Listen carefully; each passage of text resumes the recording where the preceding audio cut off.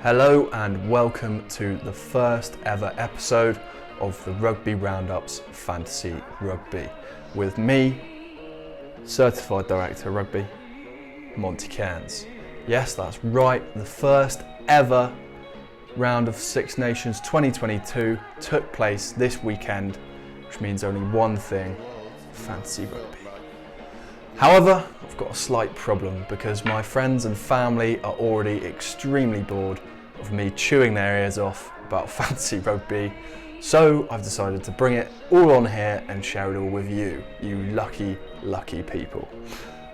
So I'm going to be aiming to put 2 episodes out each week, one previewing and one reviewing the previous game week of the Six Nations Fantasy Rugby. So this week, the first episode right now is going to be the review episode, and we're all ready to go. So let's not waste any time, eh? All right. The platform I like to use is called the Rugby Magazine. Their Fantasy Rugby. I just think it's the most superior fantasy rugby out there. It's a bit more detailed than your classic Guinness Six Nations. Shout out Guinness, great pint. And it's just a bit more enjoyable for me personally. So if you haven't already signed up, get yourself on there. I'll leave a link in the description to their page. Sign yourself up. Doesn't matter that you're behind in the leaderboards because it's just more for fun. But yeah, get yourself signed up.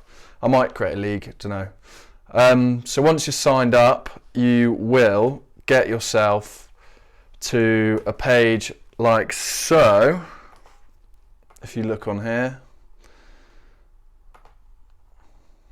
you will get yourself to this page.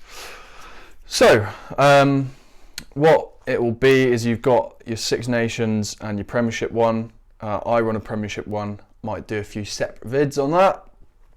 We'll see how it goes, but we're going to be focusing on the Six Nations one. So right, you click on this button here and this will take you through to the saucy old page if it loads. Internet's not great. There we go. To your dashboard page. Butter me bloody parsnips. What a name. That's me. I'm the director of rugby of Butter me bloody parsnips. But yeah, so the review episode is basically going to take the format of just sort of looking at the games that happened, a little bit of analysis, and then we're going to look at the dream team amongst other things and sort of digest all of that. Sure, you guys are really interested, so let's crack on. Before we do this, obviously I'm going to get a bit noisy, so I've got my nose helmet here. That I chuck on, just helps all the rugby juices up there to just flow around, you know. So you always got to wear your nose helmet when you're reviewing games. So let's get started without further ado. Ireland versus Wales. Well, Ireland look extremely strong this year. Blew Wales away. Seriously strong pack. Wales just didn't really look like scoring at any point, to be honest with you. Ireland completely shut them down. They had a seriously good game, and I think they're a serious contender for this year's championship. Wales really need to buck their ideas up next week against Scotland if they're going to get anything from this championship. So yeah, that game was great, good watch. Domination from Ireland though. Scotland versus England, I actually thought was a very entertaining game. Extremely entertaining, like edge of your seat stuff. Bit of controversy with obviously Eddie Jones bringing Marcus Smith off early.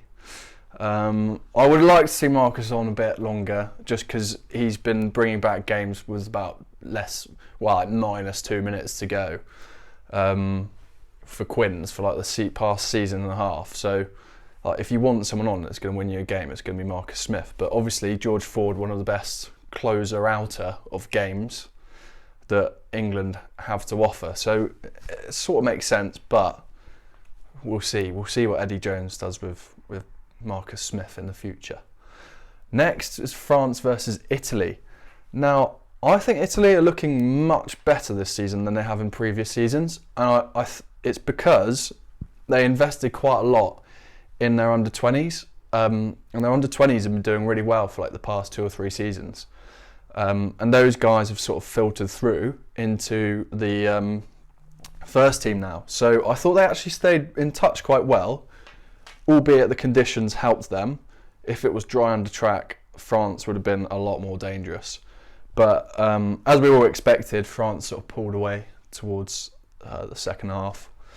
And I mean, Gabien Villiers, what a player, eh? Hat-trick in the first game of the Six Nations. Thanks for coming. But yeah, I thought that was good. That was a good game, and I actually think Italy could do in a few teams this year if they're not careful when they go to play them. Because if one of the other home nations has a sort of goes to Italy to play them, has a little bit of a dodgy game, they could get done in by the old Italians, the young bucks, you know. So yeah, all to play for this Six Nations. Probably one of the most open Six Nations I thought before this weekend started, but obviously now France and Ireland have sort of come out front runners. Also, low key, you may or may not have heard it here, but this Scotland's year. It's Scotland's year. We say it every year. I reckon it could be Scotland's year. So keep an eye out. All right, keep an eye out. Right, so that's game week results done. Nor's helmet coming off.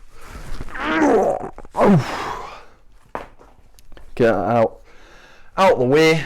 So yeah, what next part of the sort of bit I want to do is go and look at the dream team. Bit more towards the fantasy rugby side of things, all right?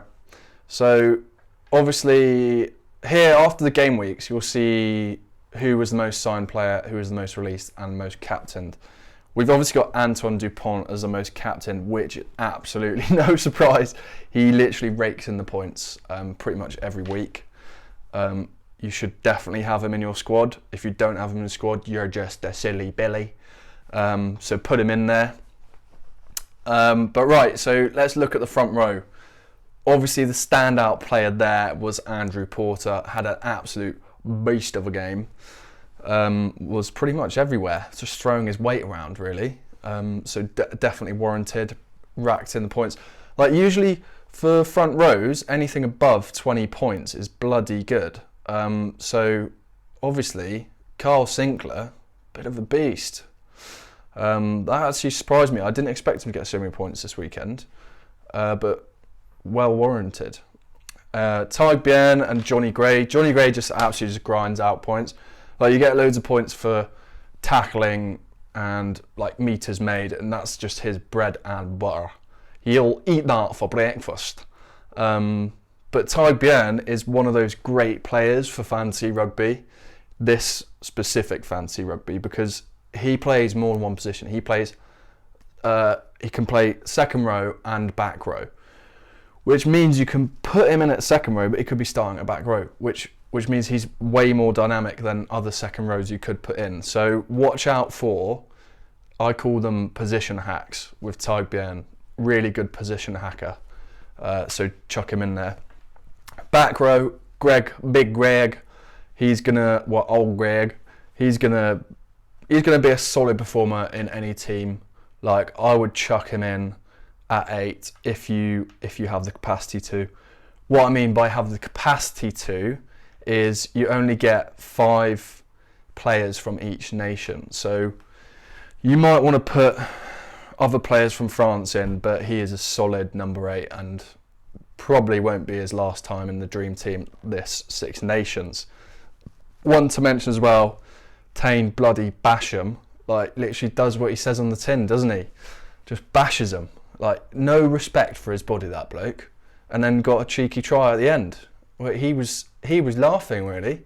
Sort of one like point that's good for Wales is that he looked like a consistent, good, solid back rower.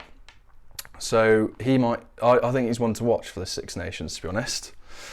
Half-backs, we've got Antoine Dupont and Johnny Sexton. No surprise Antoine Dupont's in there. Put him in your fantasy team. If you can't tell, he is in my fantasy team and should be in everyone's. And that's obviously, I think that. Jonathan Sexton, deservedly for this weekend. Will be interesting to see how he holds up. If, normally, if teams are getting beaten by Ireland, the sort of game plan reverts to where's Johnny and let's break his legs or arms or shoulders. Physio's always very busy with Johnny Sexton. Josh Adams tried it, but got yellowed and without injuring him, which was just pretty poor attempt. Josh, if you're listening, just nut him next time or something, I think. But yeah, moving on, centres.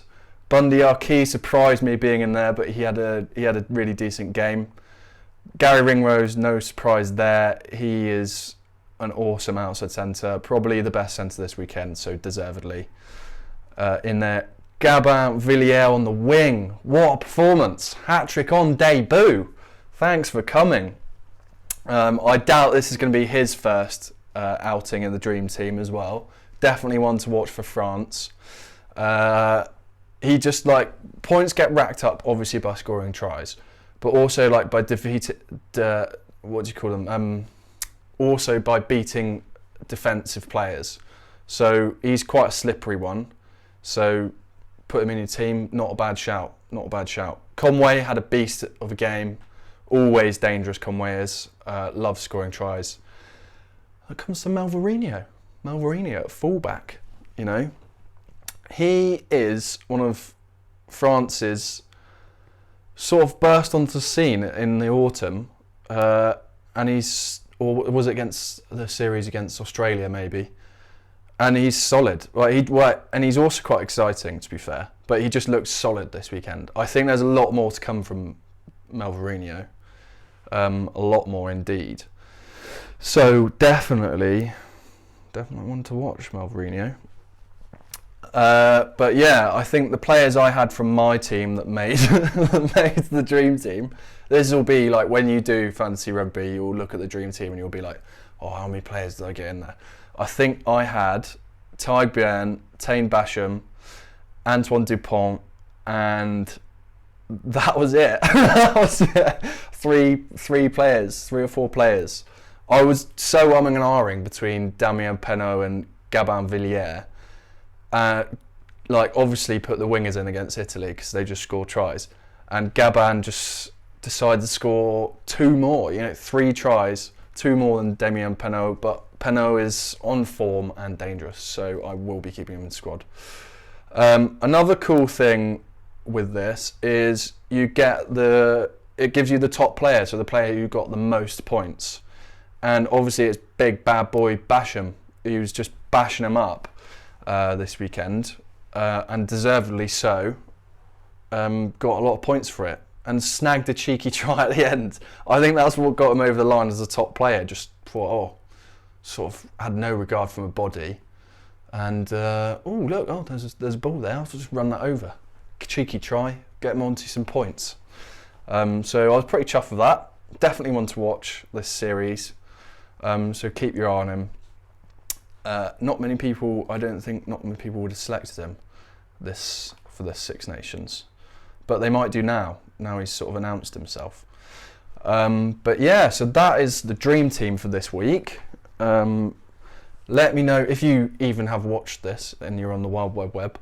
Let me know if you want to comment, and let me know who you think is going to make the Dream Team next week, who you think the top scorer is going to be, top player, and any ones to watch.